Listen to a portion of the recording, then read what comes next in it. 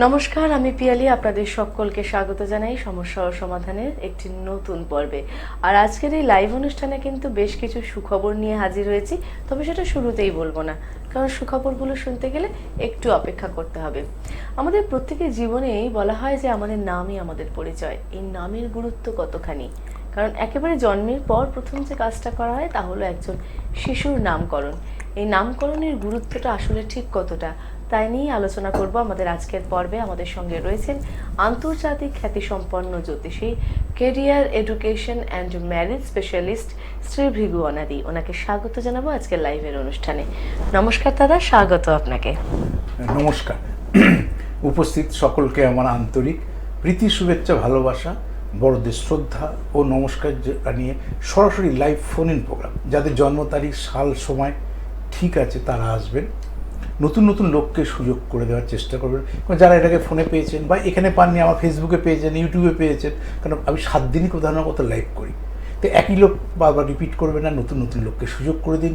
আমি তো আপনাদের সঙ্গে ছিলাম, আছি, থাকবো। তার সঙ্গে তোমাকেও প্রীতি, শুভেচ্ছা ও ভালোবাসা। অনেক অনেক ধন্যবাদ দাদা, একেবারেই সঠিক কথা।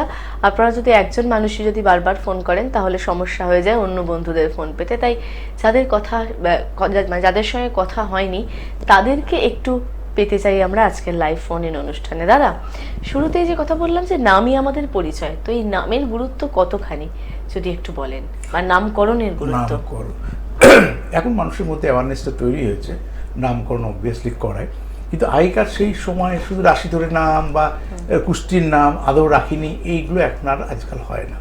প্রত্যেকটা মানুষের এসছে, তার মধ্যে থেকেও বলবো, কারণ নামকরণ হচ্ছে মনুষ্য জীবনের ভিত। আমি এইভাবে দেখার চেষ্টা করি জিনিসটাকে। একটা বাড়ি করতে গেলে আগে যেমন আমরা পূর্ণ বাড়ি কিনতাম, অনেক রকম ছিল। এখন দেখুন, একটা ক্ষমতা যাই থাকুক, আমরা একটা প্ল্যানারকে দিয়ে প্ল্যান করি বাড়িটা বানাই, একটা ইঞ্জিনিয়ারকে পয়সাটা দিই, কারণ বাড়ির স্থায়িত্বটা কতটা। সে কি একটা বাচ্চা মানুষ হবে না, বাচ্চার ভিতটা যদি ঠিক না থাকে, যেমন জন্মগত কোনো বাচ্চা যে সমস্যা নিয়ে জন্মায়, সে বাচ্চার জীবনটা অতিবাহিত করতে অনেক প্রবলেম হয়। ঠিক সে জন্মকালীন নামকরণটা যদি তার ঠিক না হয়, কারণ নামের মধ্যে 26টা লেটার, 26টা লেটারে কোনো লেটার দিয়ে আমরা নাম রাখবো। এই নাম লেটারের মধ্যে একটা অন্তর্নিহিত গ্রহের প্রভাব রয়েছে, দ্যাট ইজ সংখ্যা। ধরো A=1, J=1, S=1, একটা উদাহরণ দিয়ে বলছি। এবার যে এসের 26টা লেটারের বারে কারোর তো নাম হবে না, কিন্তু আপনার সন্তানের জন্য কোন লেটার দিয়ে শুরু করবেন, কোন লেটারে শেষ করবেন, যোগফল কী হবে, সেটা রাজ্য কারো গ্রহ কিনা, তার সেই নাম দিয়ে তার পরিচিতি লাভ করে। ধরো এডুকেশন, বা সে খেলোয়াড় হলো, কি মডেলার হলো, কি অভিনেতা অভিনেত্রী হলো, আপনি তো যখন সে পৃথিবীর আপনার কোল আলো করে এলো, আপনি তো জানেন না সে কী হবে। আপনার অনেক চাওয়া পাওয়া, পরিবারের অনেক স্বপ্ন রয়েছে, সেই স্বপ্নের মধ্যে যদি বাচ্চাটার নামকরণটা ডিসব্যালেন্স করেন না। আমি ব্যক্তিগত 43 বছর জ্যোতিষ জীবন অভিজ্ঞতা বলছি। ধরো আমরা না নামটা খুব ইমোশনে রাখি, এই দাদু, এই ভালোবেসে দিদা, এই শালা শালি, কাকা জেঠিমা, পিসি মাসি, সবাই সত্যি করে বলুন তো, প্রত্যেক করার লোকের ইমোশনকে গুরুত্ব দিতে পেরেছেন? নাম তো রেখেছেন একটা, পারেননি। যদি ইমোশনকে সত্যি করে গুরুত্ব দেন, তাহলে সবার নাম রাখা উচিত, যেটা সম্ভব না, কারণ একজনকে সবার অনেক নামে ডাকবে না লোকে। তাহলে কোনো একটা মানুষের, সে বাবা হোক, মা হোক, কাকা হোক, জ্যাঠা হোক, দাদু দিদা হোক, কারণ না কারো ইমোশনকে গুরুত্ব দিয়ে নাম রাখলেন, যে নামটা ছক অনুসারে যায় না। তাহলে ইমোশনকেও শ্রদ্ধা দেওয়া হলো, প্রচুর লোক প্রচুর নাম রেখেছে, তাদের ডাকুন, অসুবিধা নেই। যেটা দিয়ে এডুকেশন তৈরি হবে, যেটা দিয়ে তার সিগনেচার হবে, যেটা দিয়ে তার লাইফের ভিত, সেই নামটা কিন্তু জ্যোতিষ পরামর্শ অনুসারে as per date of birth অনুসারে রাখাটা উচিত। কারণ আগে যেন শুধু যখন আধুনিকীকরণ ছিল না, তখন শুধু রাশি অনুসারে নাম রাখা হতো। এখন রাশি দিয়ে ডিস্টার্ব থাকে, ধরুন একটা বৃশ্চিক রাশির লোক, তো নিচস্থ রাশি দিয়ে নাম রাখবো কেন? লগ্নটা দেখি, ফার্স্ট চয়েস স্টেডি, বলবান লগ্নটা দুর্বল, তাহলে দেন রবি, তার মানে একটা না একটা তো তার ভালো থাকবে, সেটা দিয়ে ফার্স্ট এটা শুরু করতে হবে। নামকরণের 3টে পদ্ধতি রয়েছে, সংক্ষেপে বলি। একটা 9 স্টেপ, অর্থাৎ 9টা গ্রহ, 7 স্টেপ 7 দিনের বার, 12 স্টেপ 12টা মাস। পৃথিবীতে এর বাইরে কোনো নামকরণ হয় না। এগুলোটা স্টেপ মানে লেটারগুলো অনুসারে সংখ্যাগুলো চেঞ্জ হবে। কার জন্য কোনটা প্রযোজ্য, যে যত অভিজ্ঞ জ্যোতিষী, সে তার হরস্কোপটা দেখে নিজে বুঝতে পারে এটার কী ধরনের নামকরণ করতে হবে, কোনটা দিয়ে শুরু, কোনটা দিয়ে শেষ। ওই কারণে নামকরণ আপনি এলেন, আমি টেবিলে বসে করে দিলাম, ওটা হয় না। নামকরণের অনেকটা সময় নিয়ে যায়। ধরুন আজকে দিলেন, আমি পরের দিন আপনাকে হোয়াটসঅ্যাপ করে পাঠিয়ে দিলাম, বোঝানোর জন্য বললাম। একটা দিন বা 48 ঘন্টা আপনাকে তাই নিয়ে যেতে হবে। চেম্বার এলেও তাই, অনলাইনে তো 48 ঘন্টায়, যে কোনো পরিষেবা 48 ঘন্টার পরেই পাবে। নামকরণ ঠিক না, এরপর সিগনেচার। ধরুন আপনি এ দিয়ে কোনো কারণে নাম রেখেছেন, সে আপনার সন্তান কি সি দিয়ে সিগনেচার করবে না বি দিয়ে সিগনেচার করবে? এ দিয়েই করবে। এ দিয়েই করবে। তাহলে প্রথমটা ভুল হলে সেকেন্ডটাও ভুল হবে। তারপর একটা প্যাটার্নটা হবে। তো প্যাটার্ন কিসের ওপর হবে? নামের স্পেলিংয়ের ওপর হবে। নামের স্পেলিংটা যদি আমার ঠিক না থাকে, এই যে অনেকে দেখবে আজকাল আধুনিক যুগে বলে, শুনেছি যে ফ্রড হয়, এই সই অমুক হয়ে যাচ্ছে, এই ব্যাংকের টাকা চলে যাচ্ছে, এই ব্যাংকের অমুক হয়ে যাচ্ছে, এই তমুক হচ্ছে, এই কার জমিকে লিখিয়ে নিয়েছে। সবার হচ্ছে না, আপনার সঙ্গে হলো। কেন হলো? সিগনেচারেরও গুরুত্ব রয়েছে। তাই নামকরণ যদি ঠিক না হয়, সিগনেচারটাও কিন্তু ভুল হবে। হতে পারে আপনার নামকরণটা 6 দিলে আপনার জন্য অ্যাপ্রোপ্রিয়েট ছিল বাচ্চাটার জন্য, কিন্তু আপনি টোটাল যোগ করুন, আপনার নাম যা আছে হয়তো 9 আছে। 9কে 9 মঙ্গল, 8কে শনি, 6কে শুক্র। তা যে গ্রহটা ভালো থাকে সেই গ্রহের টোটালে গিয়ে শেষ করতে হয়। ওই জন্য নামকরণ করতে অনেক সময় লাগে। ঠিক সেই পয়েন্ট অফ ভিউ থেকে ইমোশনের নাম রাখবো না, লতা পাতা শ্বেতা যা মনে চায় রাখুন, সব ডাকনাম রাখুন, যেটা তার আইডেন্টিফিকেশন হবে, যেটা তার এডুকেশন তৈরি হবে, যেটা কাল ইউনিভার্সিটিতে সে কেন ওর তো ভিত আস্তে আস্তে বাড়াবো, সেই তো স্বপ্ন দেখছি। সেই কারণে কিন্তু নামকরণের গুরুত্ব সবার আগে বেশি। একদমই তাই। সুতরাং নামকরণের কিন্তু একটা বিরাট ভূমিকা রয়েছে একজন ছেলে বা মেয়ের বেড়ে ওঠার পেছনে, তাকে স্ট্যাবলিশ করার পেছনে। তাহলে অনেক ক্ষেত্রে দেখা যায় যে বাড়িতে যখন ঠাকুমা দিদিমারা থাকে, যাদের কথা আপনি বলছিলেন, তাদের আবেগকে তো অনেক সময় দূরে সরানো যায় না।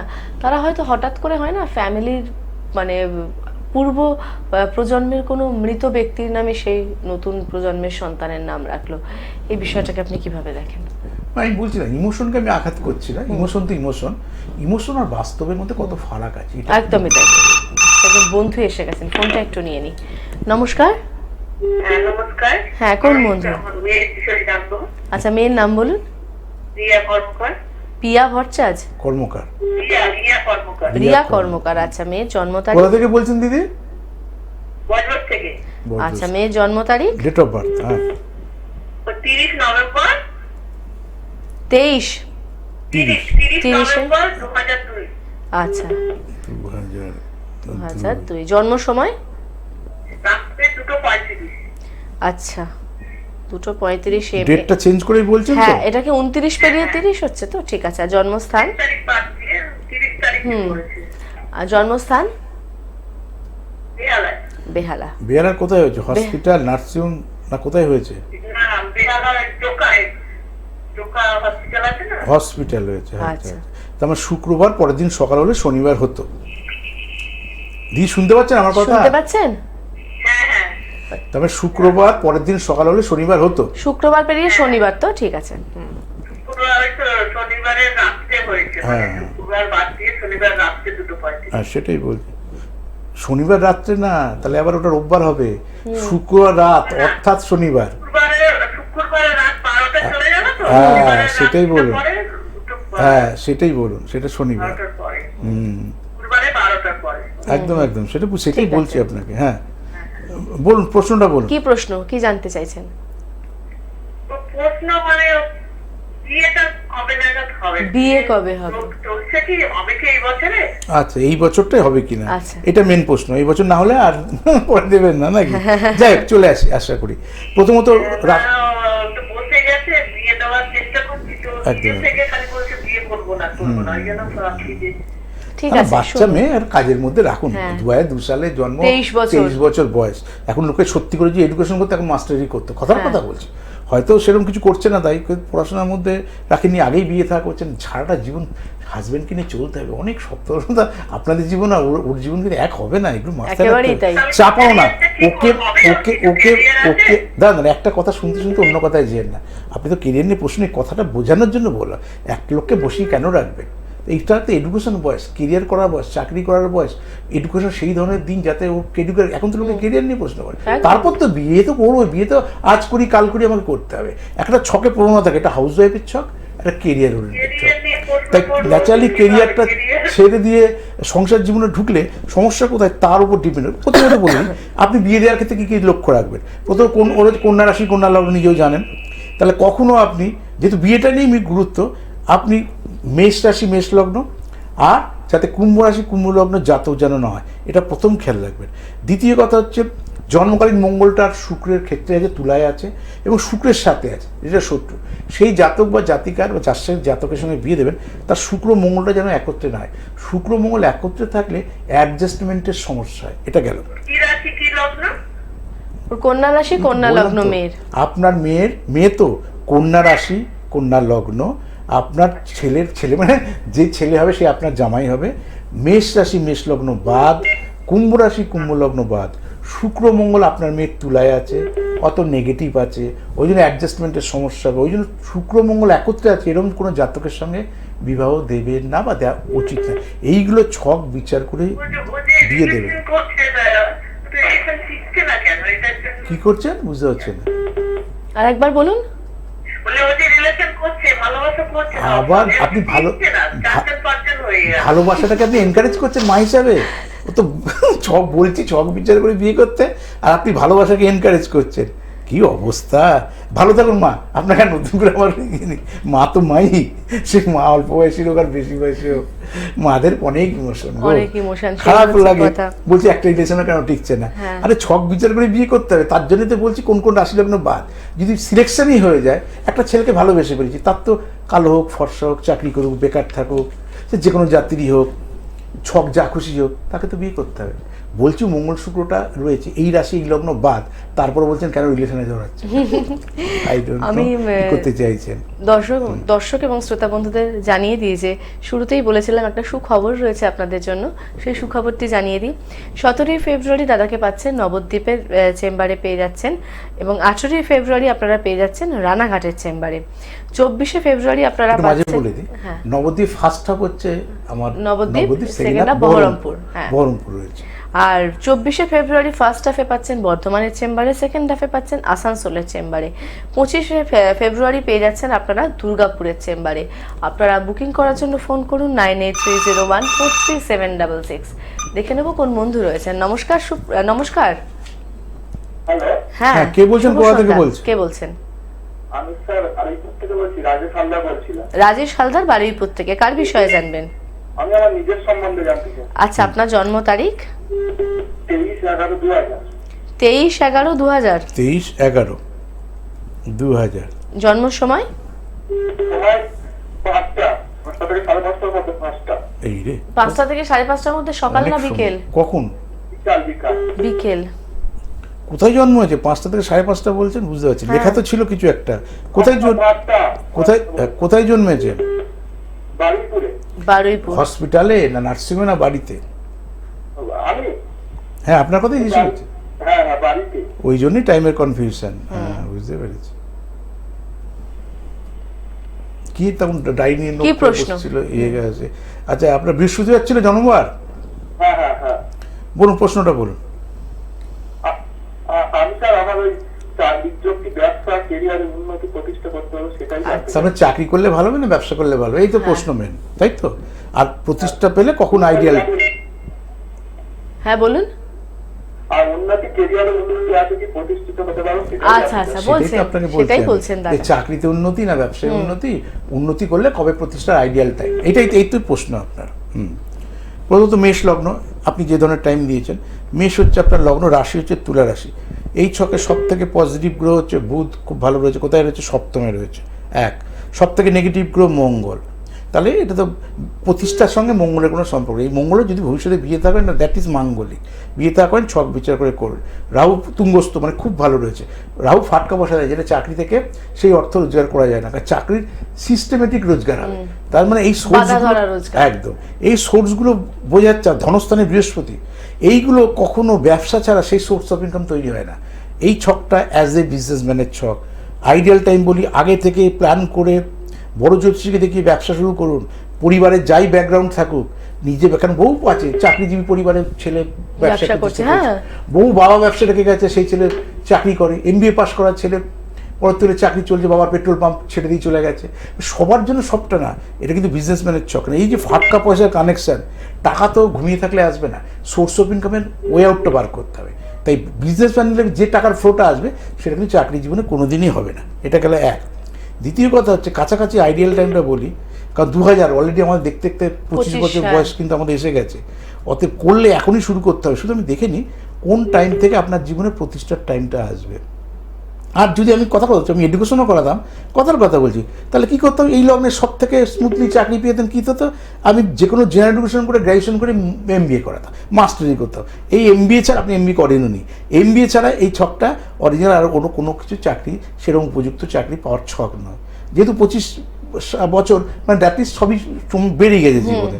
নিশ্চয়ই আপনি আমার সঙ্গে সহমত হবেন, কারণ হয়তো ওই অ্যাওয়ারনেস বাড়ির লোকের ছিল না, জেনারেল এডুকেশন করিয়েছে কোনো কারণে। 16 সাল চলে গেছে, 18, 27, 24, 27 সাল থেকে রবি এই টাইম আছে। 27 সাল, 2027 সালের এপ্রিল মাসের 4 তারিখ থেকে, তার মানে টাইম এসেই গেছে। তার মানে এখন থেকে প্ল্যানিং করুন, কারণ আজকে দোকান খুললেও তার 6 মাস টাইম লাগে কাজ হতে। তাই 2027 সাল থেকে রাহুর আগে 2030 সাল, এইটা আপনার জীবনে প্রতিষ্ঠা লাভের টাইম। আবারও বলি, 2027 সালে এপ্রিলের 2 তারিখ থেকে 2030 সালের 25 এপ্রিল, এই টাইমটা আপনার লাইফের কাছাকাছির মধ্যে আইডিয়াল টাইম। ভালো থাকুন। 3 বছর একদম সঙ্গে থাকুন। দর্শক বন্ধুদের জানিয়ে দেবো যে আপনারা যারা চাইছেন তাদের সঙ্গে যোগাযোগ করতে, অনলাইনে কনসালটেশন নিতে, তাদের জন্য বুকিং নাম্বার 9477066173। এছাড়াও পেয়ে যাচ্ছেন দাদাকে আপনারা প্রতি বৃহস্পতি এবং রবিবার খড়দহে ওনার নিজস্ব চেম্বারে, প্রতি বুধবার ফার্স্ট হাফ পাচ্ছেন শেওড়াফুলি, সেকেন্ড হাফ পাচ্ছেন রাসবিহারী অ্যাভিনিউয়ের লেক মলের পাশে।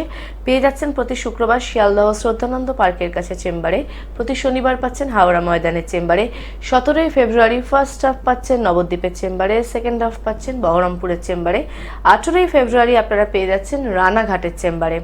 24 ফেব্রুয়ারি ফার্স্ট হাফ পাচ্ছেন বর্ধমানের চেম্বারে এবং সেকেন্ড হাফ পাচ্ছেন আসানসোলের চেম্বারে। 25 ফেব্রুয়ারি পেয়ে যাচ্ছেন আপনারা দুর্গাপুরের চেম্বারে। এবং আপনাদের অনুরোধে কিন্তু সমস্ত চেম্বারে আগামী 3 মাস ধরে দাদার ভিজিটের ওপর চলছে 20% অফ। তাই এই সুযোগ যত শীঘ্র সম্ভব গ্রহণ করুন। দাদা, আমরা যে আলোচনায় ছিলাম, আচ্ছা আরো একজন বন্ধু এসে গেছেন। নমস্কার। নমস্কার। হ্যাঁ, কোন বন্ধু রয়েছেন? কে বলছেন, কোথা থেকে বলছেন? আমি ত্রিপুরা থেকে বলছি। কার জন্য জানবেন? আমার নিজের সম্পর্কে নামটা বলুন। আপনার নামটা বলুন। আমার নাম হচ্ছে ওমকার ভৌমিক। ওমকার ভৌমিক, আচ্ছা। আপনার জন্ম তারিখ বলুন। মার্চের 20 তারিখ। আচ্ছা, 20 মার্চ 23 সাল 2003। 2003। আচ্ছা, জন্ম সময়? মার্চের 20 তারিখ 2003। আর জন্ম সময় হচ্ছে সকাল 11টা বেজে 20 মিনিটে। 20 AM। কি বিষয়ে জন্ম? কোথায় জন্ম হয়েছে? ত্রিপুরা আগরতলা। ত্রিপুরা আগরতলা। হ্যাঁ। কোথায় হয়েছে? হসপিটালে, নার্সিংহোমে না বাড়িতে? হসপিটালে। আচ্ছা, কি বিষয়ে জানতে চাইছেন দাদা? দাঁড়াও, আগে বারটা বলে নিই। একটু দাঁড়াও। আচ্ছা, ঠিক আছে। 20 মার্চ 20 মার্চ 2003 জন্মবার বৃহস্পতিবার ছিল। হ্যাঁ। বলুন, এবার বলুন পড়াশোনার বিষয়। পড়াশোনা মানে কি পড়াশোনা করছেন এখন? আমি এখন কলেজে পড়ি। কি পড়েন কলেজে? সাবজেক্টটা কি? সাবজেক্টটা হচ্ছে বিএ। বিএ পাসে পড়ছেন না অনার্সে পড়ছেন? হ্যাঁ, পাসে না অনার্সে? পাসে পড়ছেন। কোন ইয়ার এখন? First year first semester. First year first semester. হ্যাঁ, বলুন যে এবার এটা থেকে কেরিয়ার হবে কিনা, এই তো প্রশ্ন তো। হ্যাঁ, এটা থেকে আমি গ্রাজুয়েশন কমপ্লিট করতে পারবো না। হ্যাঁ, গ্র্যাজুয়েশন কমপ্লিট করতে পারবেন কিনা, মানে আজকালকে ফেল করার তো লোক দেখি না, মানে সরকার ঘাট টিপে ধরে সেই দিদিমণি, মানে এখন এমন নির্দেশ ফেল করানো যাবে না, একদমই ডবল চেক হয়। একটা দিদিমণি দুঃখ করে এসে আমাকে বলছিল খুব ভালো নাম্বার দিলে একবার ক্রস চেক হবে, আর যদি ভিগুদা কোনো কারণে ফেল করে যায় ডবল আমাকে শোকজ করবে। কি এটা অভিজ্ঞতার কথা, মানে এখন ফেল করাটা কঠিন হয়ে গেছে, পাস করাটা সহজ। উপযুক্ত র্যাঙ্ক করে বেরোকে এটা প্রশ্ন। কেন বলতো? বুদ্ধা নিচস্ত আছে। বুধ হচ্ছে বিচার বুদ্ধি বিশ্লেষণ, ওর বিচার বুদ্ধিটা ওরকমই। তারপর আগরতলায় থাকে, ওখানে না সেই সরকারি পরিষেবা আছে। তো ওয়েস্ট বেঙ্গলে, ভারতবর্ষের মধ্যে আসাম হচ্ছে খারাপ, মানে ওই অর্থে চাকরি বাকরি নিয়ে আর্ধেক স্কুল মাস্টার মায়না পায় না, বলতো এই মাসে মায়না 3 মাস পর পেয়েছি, বলতো কথার কথা বলছি। আগরতলা ওরকম ছোট্ট একটা রাজ্য, সেইখানে যাক জেনারেল এডুকেশনটা করুন, পাস আউট হন, ঈশ্বরের কাছে প্রার্থনা করি। কি করলে ভবিষ্যতে প্রতিষ্ঠা হবেন? বুধকে প্রতিকার করেন। বুধটাই সব থেকে খারাপ। বুধ হচ্ছে বিচার বুদ্ধি বিশ্লেষণ।